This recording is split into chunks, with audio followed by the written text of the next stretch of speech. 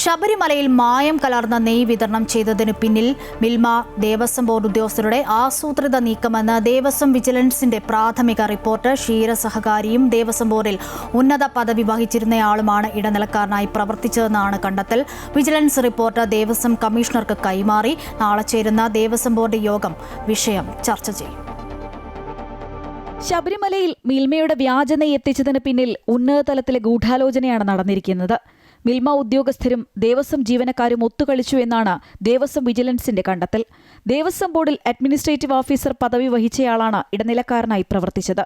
ഇയാളുടെ സ്വാധീനം ഉപയോഗിച്ചാണ് വിതരണ കരാർ ഉറപ്പിച്ചതും പമ്പയിൽ നിന്ന് പരിശോധനയില്ലാതെ നെയ്യ് സന്നിധാനത്തേക്ക് കടത്തിവിട്ടതും. ഇത് സംബന്ധിച്ച് ദേവസ്വം ബോർഡ് ഭരണസമിതിക്കും മിൽമ ഭരണസമിതിക്കും വിവരം ലഭിച്ചുവെങ്കിലും അന്വേഷണത്തിന് അവർ തയ്യാറായില്ല. ക്രമക്കേടുകൾ അക്കമിട്ട് നിരത്തിയാണ് ദേവസ്വം വിജിലൻസ് പ്രാഥമിക റിപ്പോർട്ട് സമർപ്പിച്ചിരിക്കുന്നത്. ഉദ്യോഗസ്ഥരുടെ സാമ്പത്തിക ഇടപാട് പരിശോധിക്കണമെന്നും ദേവസ്വം കമ്മീഷണർക്ക് നൽകിയ റിപ്പോർട്ടിൽ പറയുന്നു.